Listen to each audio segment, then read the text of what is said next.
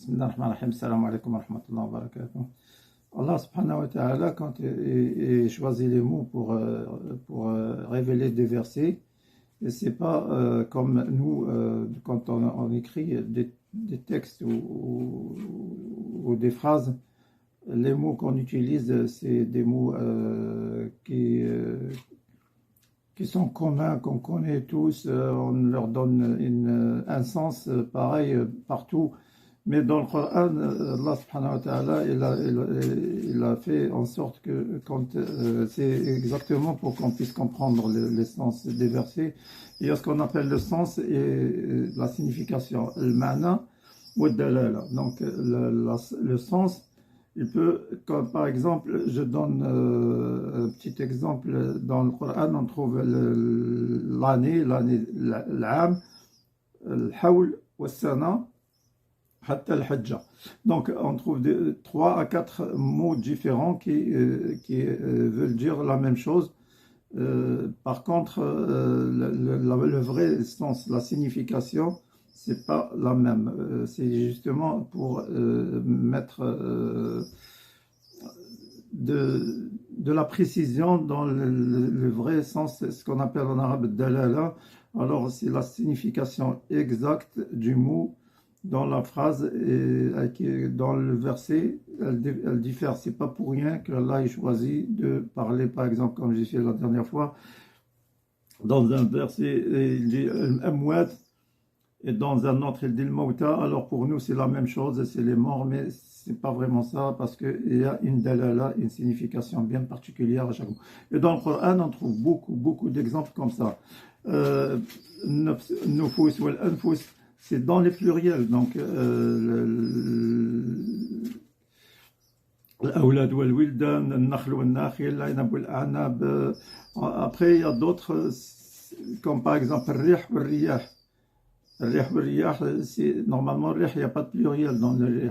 On dit riyah, ça c'est différent quand on regarde la vraie signification. Quand il dit rih, riyah. L'Ansar ou al-Nasirin. Il y a beaucoup de mots comme ça. Et il faut savoir que dans le Coran Karim, un mot ne peut pas avoir deux sens, deux significations différentes. Donc un mot, il peut avoir un sens général qui ne change pas dans tous les versets, mais il ne peut pas avoir ici un sens et dans un autre verset un autre sens, ce qui revient à Qur'an data iwajin. Si on donne un sens comme ça, dans un autre verset on donne un autre sens, ça devient Qur'an data iwajin, donc un Coran avec des tortuosités. Et ça, Allah il a dit Qur'anun ghayra data iwajin. Donc il n'y a pas de tortuosité dans le Coran. Donc on ne peut pas donner à un mot deux sens différents. Et ainsi aussi, en revanche, deux mots différents ne peuvent pas avoir le même sens. C'est impossible. Si des fois on trouve les deux mots qui se ressemblent, il faut bien regarder les articulations des lettres. Voilà.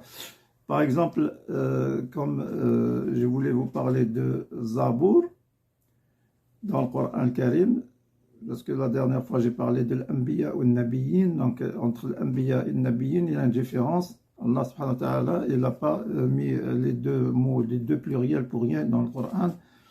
Nabiyin, c'est ceux qui ont eu le message et une révélation avec le message.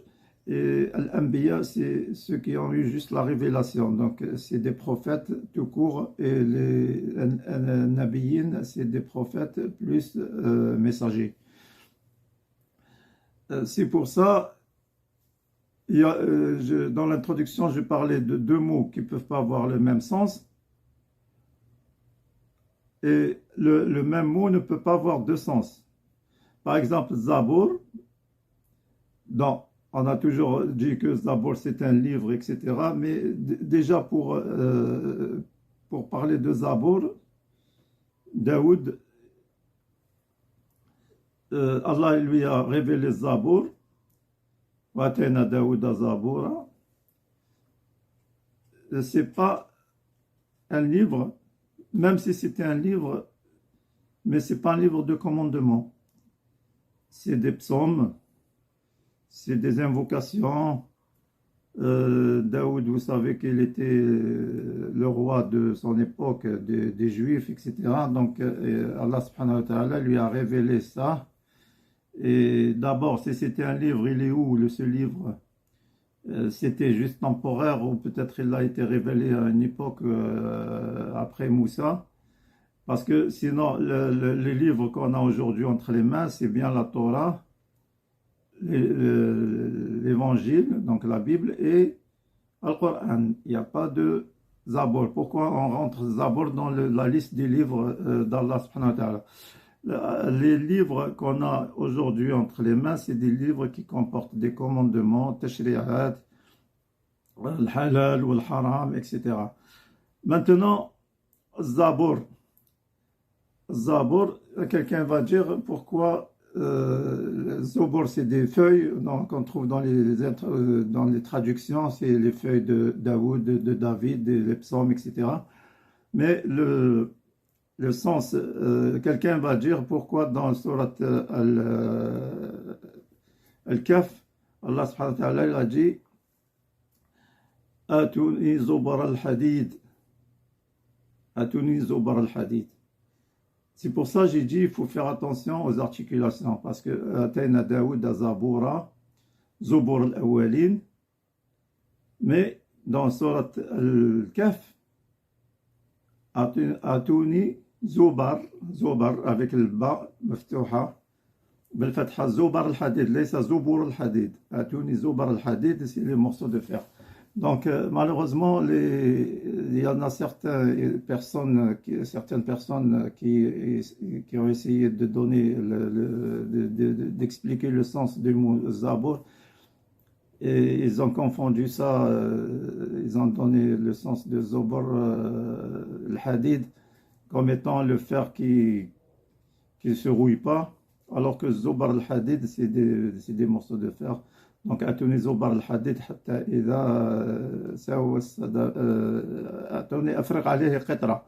Donc, c'est après que Dhul Qarnayn, il a fait couler le qitra, c'est le cuivre, sur le Zubar al-Hadid, sur le fer chauffé jusqu'à ce qu'il a fondu.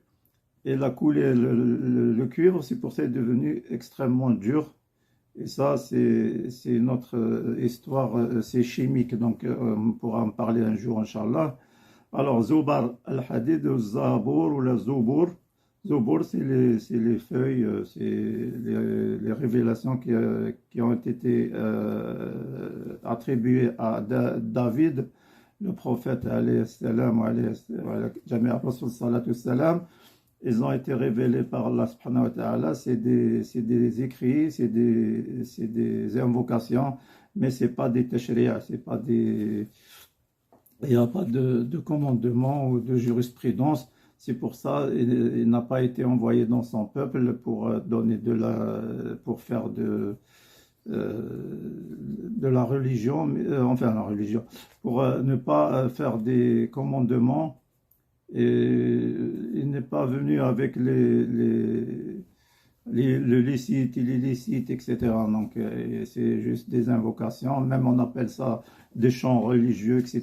Donc les psaumes, parce que Daoud, il avait la voix, il chantait les versets, comme on fait aujourd'hui, les imams, ils chantent le Coran, etc. Presque, on va dire, des fois, c'est à la limite de talhin, donc c'est... Voilà, donc pour pas sortir du sujet, Nuh. Donc Nuh, innahu min al-mursalin. Clairement dans le Coran Karim, Allah il dit laqad arsalna, donc c'est Rasoul. C'est un messager. لقد أرسلنا في سورة الأعراف لقد أرسلنا نوحا إلى قومه فقال يا قوم اعبدوا الله ما لكم من إله غيره. كذلك في سورة هود لقد أرسلنا نوحا إلى قومه أني لكم نذير ونوحا إذ نادى من قبل فاستجبنا له فنجيناه وأهله من الكرب العظيم ولقد أرسلنا نوحا إلى قومه في سورة المؤمنين ولقد أرسلنا نوحا إلى قومه فلبث فيهم 1000 سنة إلا 50 في سورة العنكبوت ثم كان سورة الحديد ولقد أرسلنا نوحا وإبراهيم وجعلنا في ذريتهما النبوة والكتاب فمنهم مهتدون وكثير منهم فاسقون إنا أرسلنا نوحا إلى قومه أن انذر قومك من قبل أن يأتيهم عذاب أليم. Donc, dans tous ces versets que je viens de réciter, Allah subhanahu wa ta'ala, il a dit Arsalna ila Nuh. Ça veut dire que nous avons envoyé Noé vers son peuple, averti ton peuple avant qu'il vienne un châtiment douloureux, etc. Tous les versets sont traduits dans ce même sens. Donc, il vous a légiféré en matière de religion. Ça, c'est Shura. Donc, je vais justement me baser sur ce verset qui est une plaque tournante dans le Coran Karim qui résume toute la jurisprudence. Donc, Surat Shura, ayah raqam 13, numéro 13, Sharra'a lakum min ad-din ma wassa bihi Nuhan. Après avoir parlé de Nuh comme c'est un messager d'Allah, subhanahu wa ta'ala.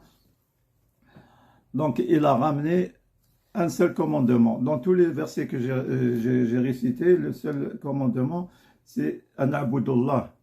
Donc, pour la première fois, Allah il a envoyé Nuh, c'est le premier prophète et messager pour les gens de sa tribu, de Qawm, son peuple.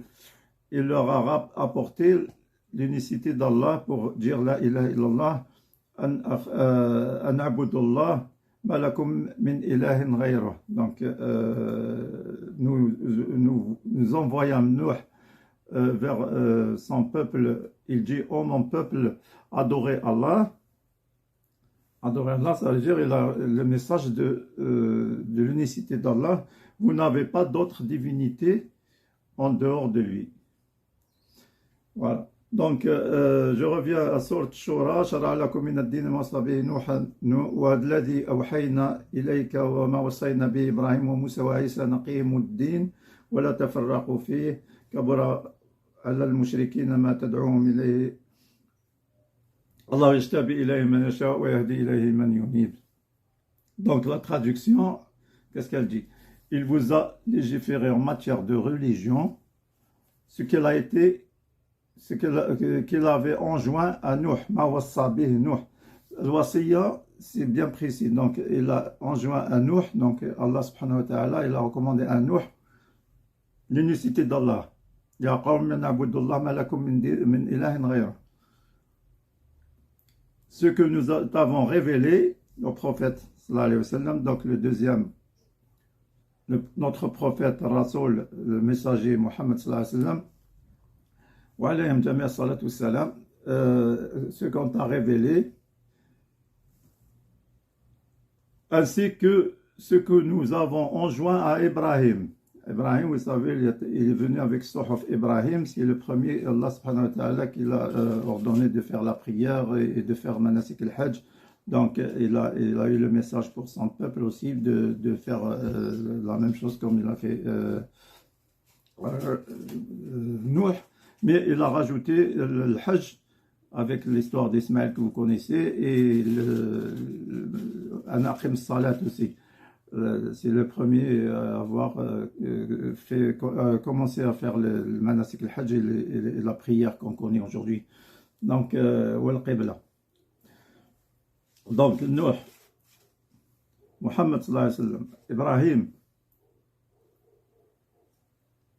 ce que nous avons enjoint à Abraham, à Moïse. Et Moussa, bien sûr, vous savez tout ce qu'il a, il a la Torah, il a ramené la Torah, l'Alwah, la Tawrat.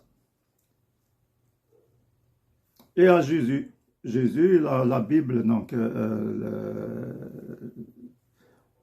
c'est un messager avec la Bible qu'il a. C'est la Torah qu'il a traduit en araméen. Donc, et Moussa alayhi salam, c'est un messager. Donc, on a 5. Nuh, Mohammed sallallahu alayhi wa sallam, Ibrahim alayhi salam,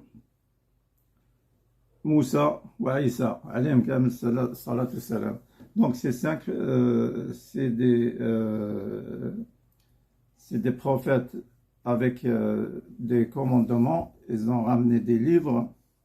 Et dans les 5 prophètes et messagers les plus ulil azm, c'est les plus connus, les plus importants dans l'histoire des révélations qu'Allah subhanahu wa ta'ala a envoyé,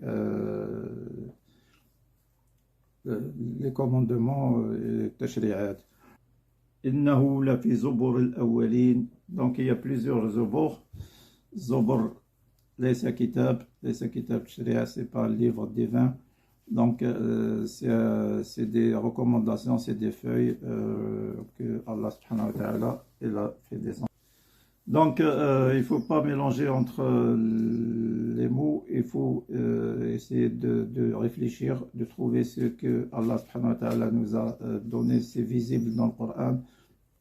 Il suffit de lire et de comprendre, c'est pas que de réciter comme ça.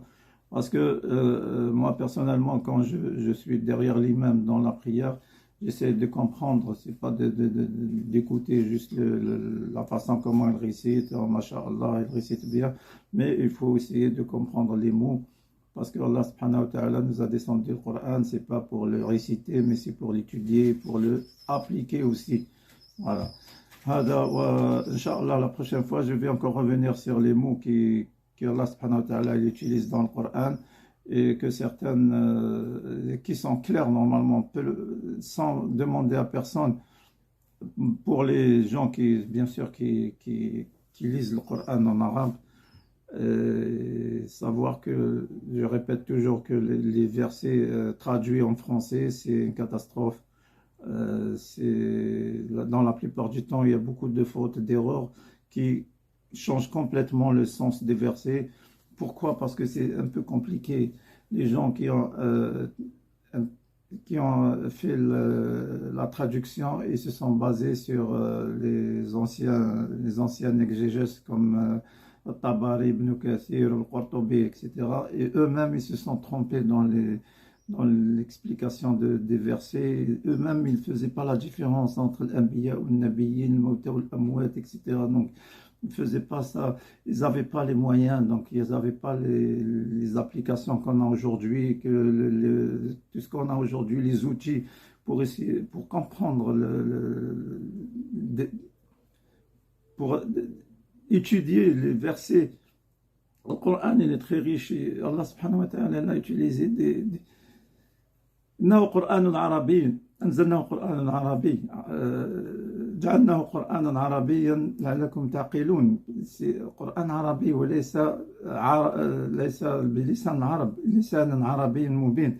لسان عربي c'est-à-dire la langue originale, l'arabiya, que c'est pas la langue des Arabes. La langue des Arabes, elle change d'une région à une autre. Le même mot peut avoir plusieurs sens. Par exemple, nous, ad-dar والبيت, on ne fait pas la différence. نقول نمشي للدار والآخر يقول لك نروح للبيت إلى بيتي، اذهبوا إلى البيت ولا اذهبوا إلى الدار. ولكن في القرآن الدار حاجة والبيت شيء آخر. Donc البيت والدار ماشي كيف. Il y en a beaucoup d'exemples comme ça. العنب والأعناب، الصحف والصحاف، الأولاد. لماذا الله يقول أولادكم في آية واحدة يقول الولدان ولا زوج آيات الولدان؟ c'est pas la même chose. Donc voilà, il faut faire attention, surtout quand on lit les traductions. Et je viendrai plus tard dans certains versets qui nous ont amené à cette situation que nous vivons aujourd'hui par rapport à la religion des peuples musulmans, la religion islamique, on va dire. C'est très grave.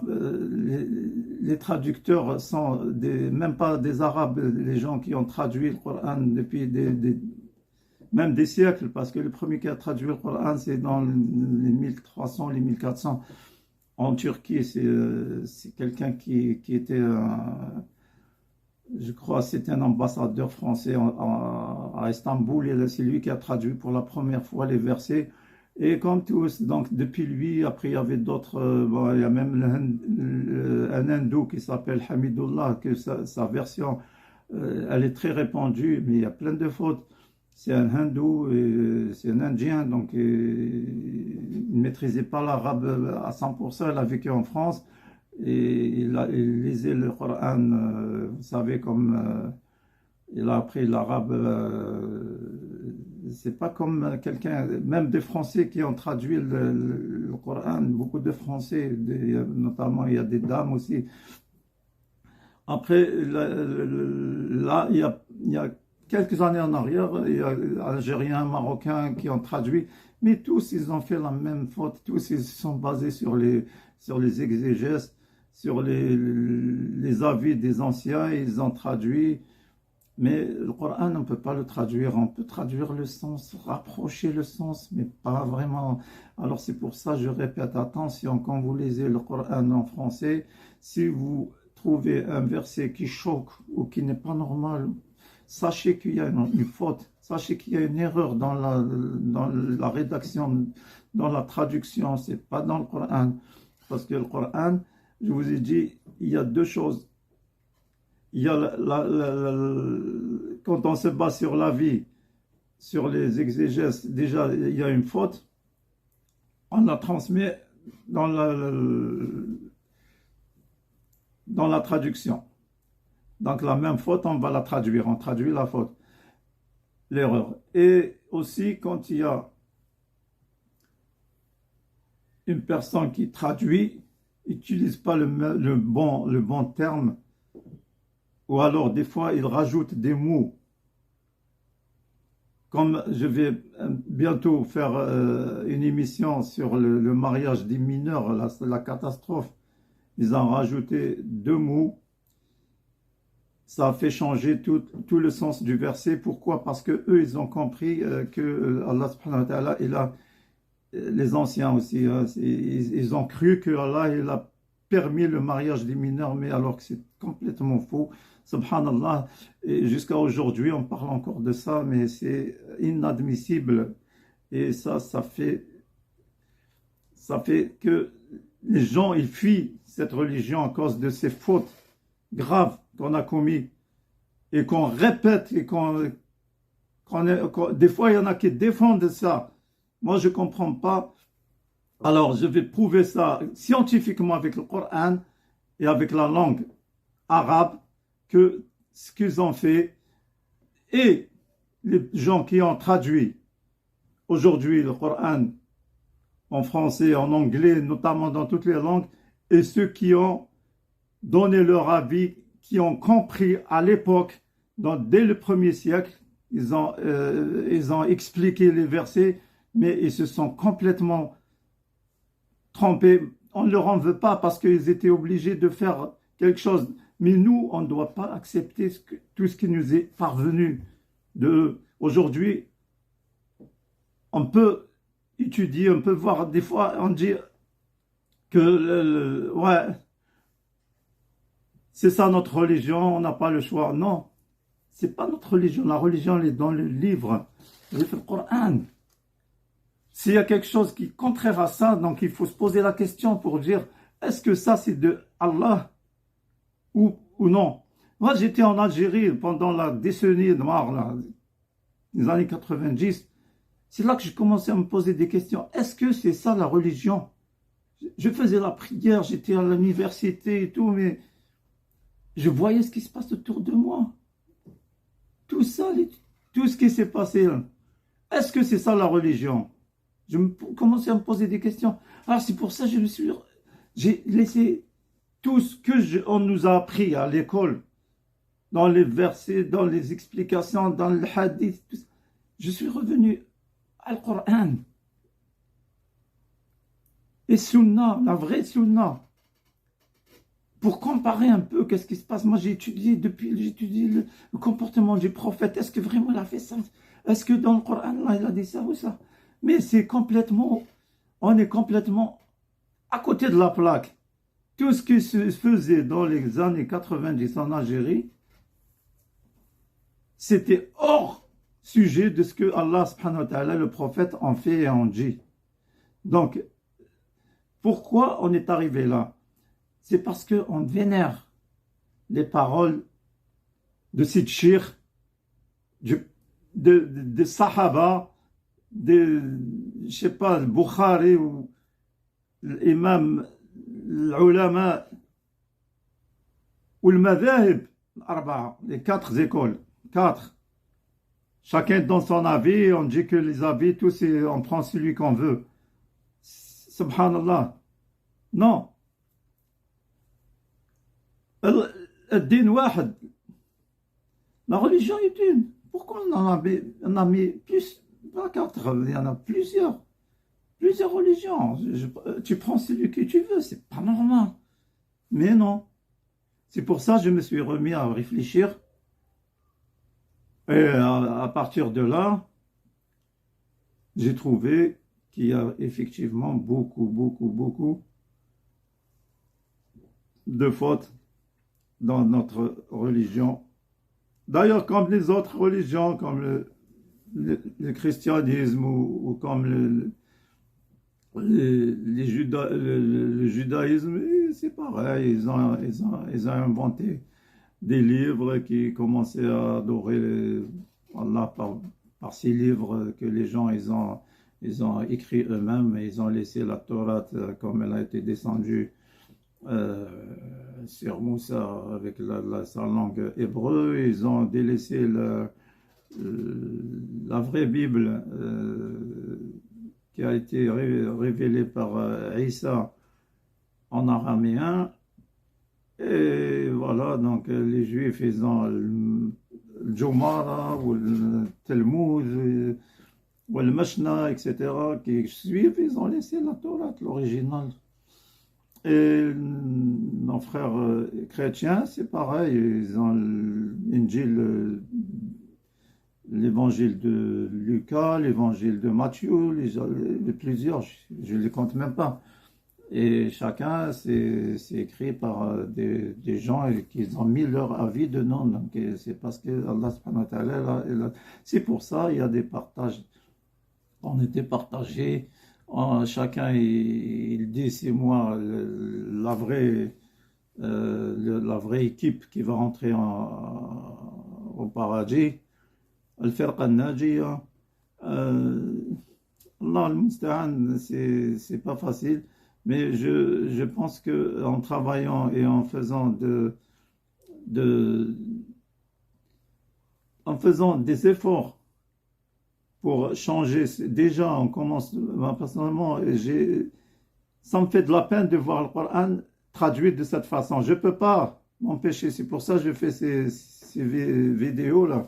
C'est pour attirer l'attention des gens, surtout les francophones, que dans le Coran, on trouve des versets qui choquent et qu'on n'accepte pas moralement, qui nous font réfléchir. Il ne faut pas dire que c'est Allah qui les a descendus comme ça, mais c'est les gens qui ont écrit la traduction ou qui ont compris, donné leur avis sur un verset ou un autre, et qui se sont mal pris et ils ont mal traduit ou mal expliqué ce verset. Donc, هذا والله أعلى وأعلم وأستغفر الله لي ولكم والسلام عليكم ورحمة الله تعالى وبركاته.